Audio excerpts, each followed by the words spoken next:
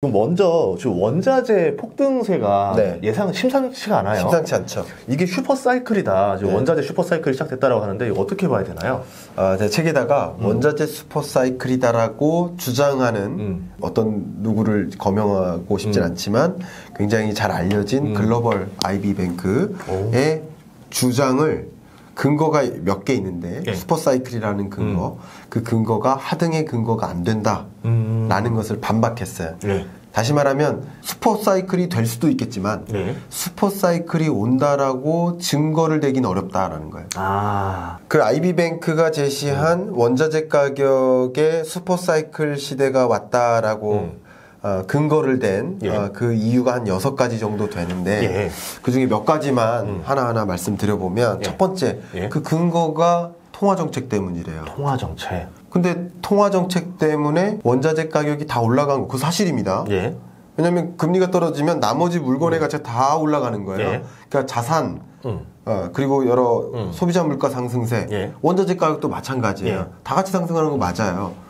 근데 통화정책의 스탠스가 바뀌잖아요. 그렇죠. 돈을 다시 걷어들이니까. 그러니까 그것 때문에 슈퍼사이클이 온다라는 근거는 의미가 없어지죠. 과거형이란 얘기죠. 그렇죠. 의미가 없어진다. 22년부터 바뀌니까. 그러니까 슈퍼사이클의 정의는 10에서 15년 정도 가격이 중장기적인 상승세 이걸 슈퍼사이클이라고 하는데 그거를 근거라고 되는 게 좀 이해가 안 갔습니다. 그쵸. 그래서 예. 첫 번째 그 근거가 없다는 것이고 두 번째는요.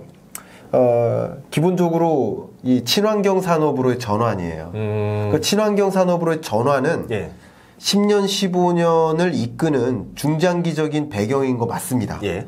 다만 여기서 원자재 가격이 15년 정도 상승세를 유지할 거라는 근거는 희박해요. 왜냐하면 그 CRB 인덱스라고 하는데 원자재 지수입니다. 예. 근데 원자재 바스켓이라고 본다면 식료품 원자재, 예. 그리고 뭐 철, 비철, 금속 원자재, 에너지 원자재. 에너지 원자재 중에서 제일 중요한 게 국제 유가 예. 이런 거죠. 근데 여기서 압도적인 기여도를 하는 게 국제 유가예요. 근데 국제 유가의 흐름을 한번 보시면 제가 2021년 경제전망서에다가 273페이지 갖고 계신 분 열어보세요. 이제 금 팔고 원유 사세요라고 했죠. 작년 요맘때 그 예. 말씀 드렸죠. 예. 이제 금 팔아야 된다. 원유 사야 된다. 원유 선물 ETF를 추천한다 이렇게 쓰여져 있을 겁니다. 그런데 국제 유가 상승도 마찬가지 이 원자재 가격 상승을 가져온 중요한 근거예요. 그런데 이 이슈도 이미 국제 유가 전망을 22년 전망에 담았지만 그게 21년까지의 일이에요. 22년, 23년은 국제 유가가 하향 안정화될 것으로 전망합니다. 왜 그럴까? 이것은 예. 자 제가 한국 경제 성장률을 전망하는 산식이 있잖아요. 예. 결과적으로 전망하고자 하는 게 이거면 예를 들면 A 더하기 B 더하기 C는 한국 경제 성장률 뭐 예. 이렇게 계산을 하겠잖아요. 예. 그러면 그 중에 A가 예를 들어 세계 경제 성장률이고 B가 뭐 국제 유가고 C가 뭐 환율이고 뭐 이래요. 이런 것들이 쭉 붙어서 한국 경제를 전망하는 건데 그러니까 고려할 변수들인 거죠. 그래서 국제 유가 전망치는 저는 항상 미국 에너지정보청 EIA의 전망치를 맞다고 전제로 깔고 계산하는 거예요. 그러니까 예. 이건 저만 그런 게 아니라 제가 전에 있던 현대경제연구원이나 다른 우리나라 여러분 알고 계시는 연구기관들 다 그렇게 합니다. 근거 자료를 가지고. 예. 예. 그리고 제가 처음 시작은 국책연구기관에서 시작했는데 그 첫 시작은 에너지경제연구원입니다. 에너지경제연구원에서도 국제유가 전망치를 예. 거기서 준용을 합니다. 그런데 그 국제유가 전망치가 2021년 3, 4분기의 고점이에요. 그러니까 4분기가 더 고점입니다. 예. 그래서 분기별로 보면 4분기가 고점이고 22년부터는 이제 하향 안정화. 그러니까 하향 안정화의 추락이나 이런 건 아니고요. 굉장히 스무드하게 이렇게 하향 안정화되는 그런 흐름으로 국제유가를 전망합니다. 그럼 지금 같은 경우는 4분기가 정점을 찍는 거는 이제 겨울 난방류라든가 이런 것들 이슈까지 보고 그 다음부터는 이제 좀 어느 정도 수요가 조금 차츰 안정화가 된다 이렇게 볼 수도 있겠네요. 중요한 말씀 하셨고요. 그런 것은 상대적으로 계절적 수요이기 때문에 그런 것을 반영해서 기업들이 생산량을 조정하죠. 수요가 일시적으로 그렇죠. 3분기보다 4분기에 늘어날 테니까 4분기 공급량을 늘리는 거죠. 그러니까 그런 것은 사실은 큰 요인은 안 되는 것 같아요. 제 생각에는. 예. 근데 원유에 대한 수요는 21년에 정점을 찍었어요. 근데 그 수요가 유지됩니다.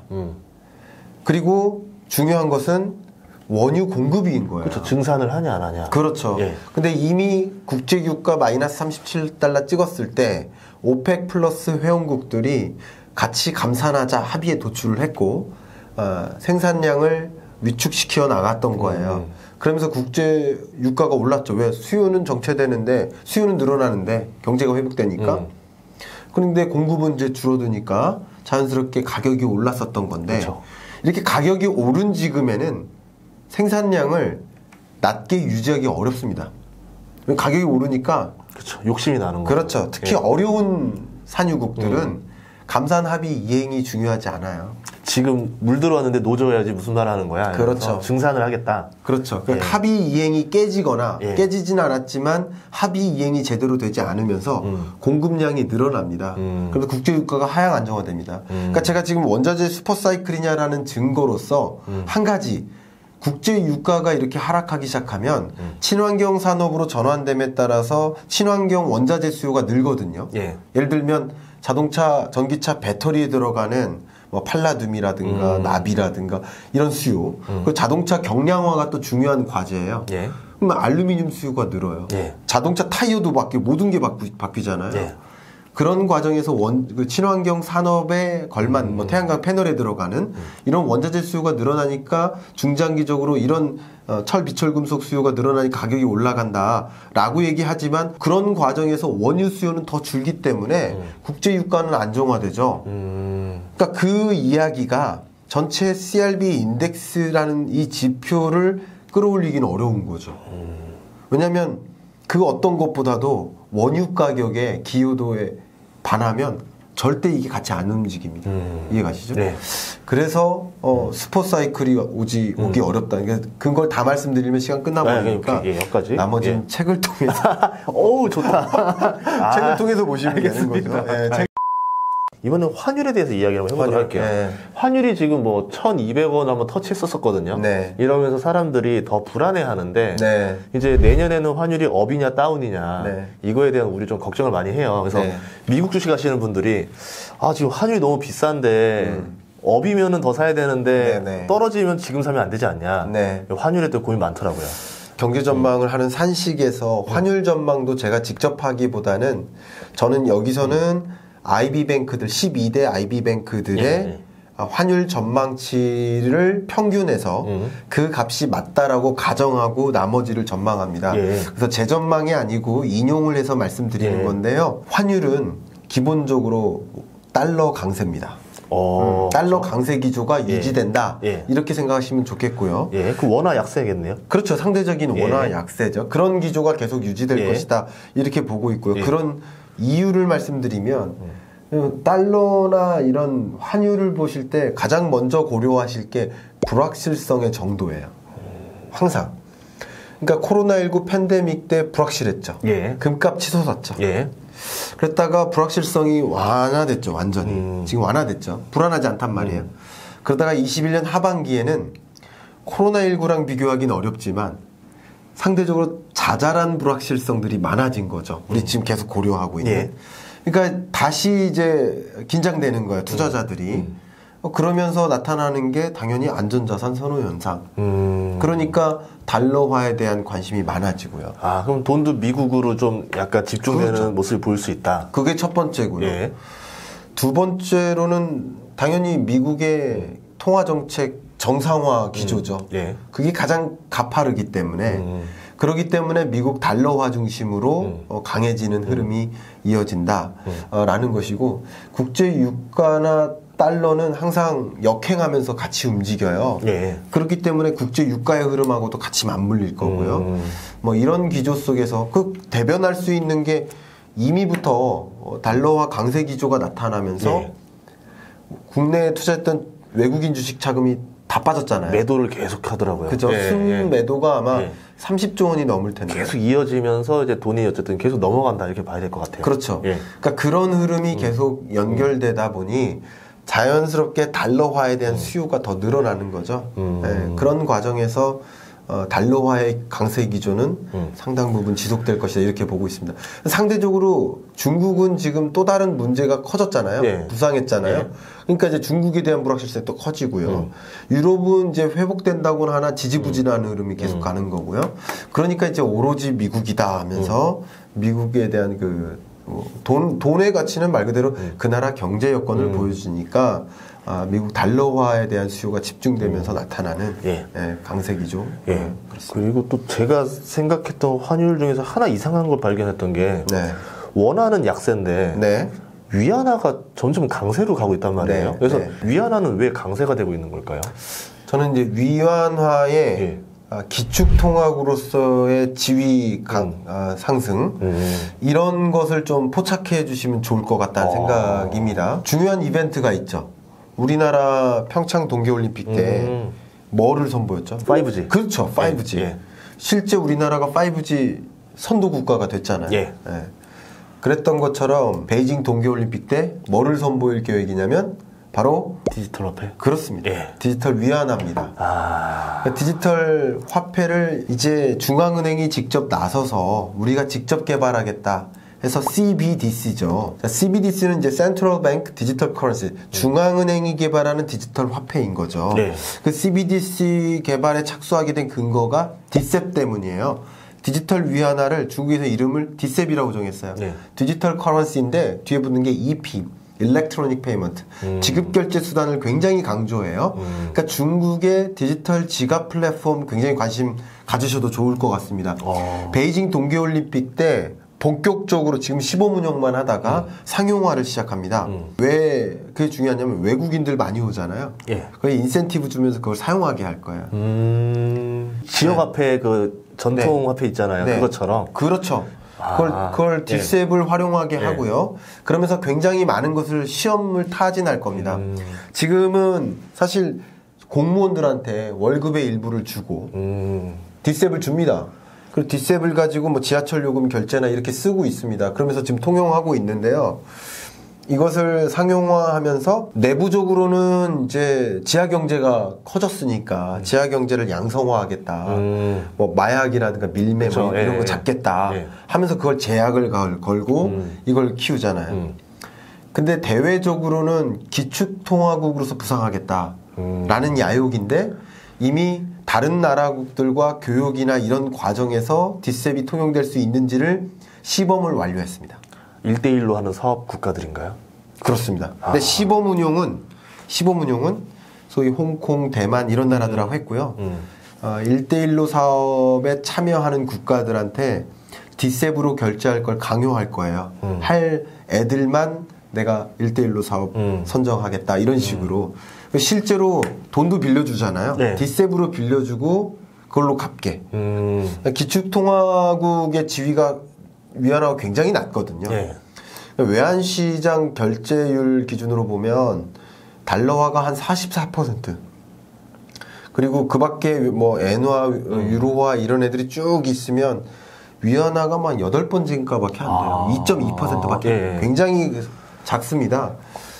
근데 이 기축통화국으로서의 지위를 가져가기 위한 하나의 디지털 화폐 전쟁이 이루어지는 거죠.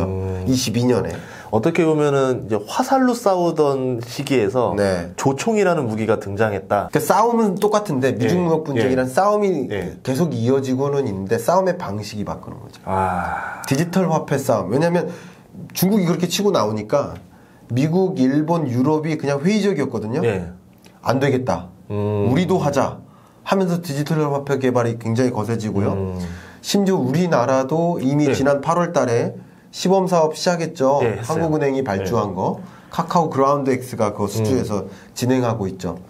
그러면 지금으로서는 이런 변화 속에 상대적으로 암호화폐에 대한 규제 이런 것들은 조금 더 강해질 가능성이 높겠다 이렇게 보고 있고요. 그러면 과거의 아날로그 지갑은 의미가 없잖아요. 네. 그러면 디지털 화폐를 담을 지갑, 디지털 지갑이 필요하잖아요. 전자지갑. 그렇죠. 예. 그래서 디지털 지갑 플랫폼에 좀 관심 가지시면 어떨까. 지금으로서의 후보군은 중국에서는 이제 위챗이라든가 알리페이가 디지털 화폐 플랫폼으로서 지갑 플랫폼으로서 이제 거의 자리를 잡아가는 느낌이고요. 우리나라에서는 이제 카카오 그라운드 X가 시범 운용했으니까 예. 원래 그런 시범 운용한다고 이제 한국은행 관계자와 예. 기업 관계자가 한번 만나면 거기서 또 많은 것들을 같이 구상하거든요. 그쵸. 사업 하나로 끝나지 않습니다. 그런 관점에서 상당한 어드밴티지가 있지 않을까. 아무래도 뭐 표준 자체가 그 카카오 그라운드 X에 잘 맞춰서 나오겠죠. 그렇죠. 예. 네. 그리고 이게 어쩔 수 없는, 거슬 수 없는 흐름이에요. 한번 생각해 보세요. 이미 온라인 쇼핑에 대한 의존도가 2013년에 10%였어요. 예. 전체 도소매 판매. 예.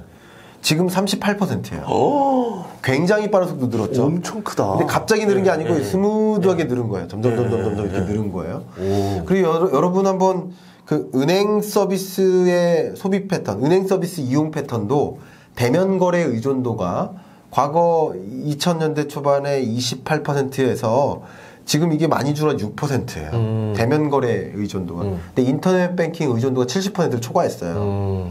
여러분 은행 안 가시잖아요. 예. 그러니까 이런 것들 생각해 보면 동전이나 지갑을 쓸래야 쓸 데가 없어요. 앞으로는 더 그럴 거라는 거죠. 예. 스마트폰에 동전 넣을 거냐고요. 그러니까 현금은 여전히 존재하지만 지폐나 동전은 사라질 거죠.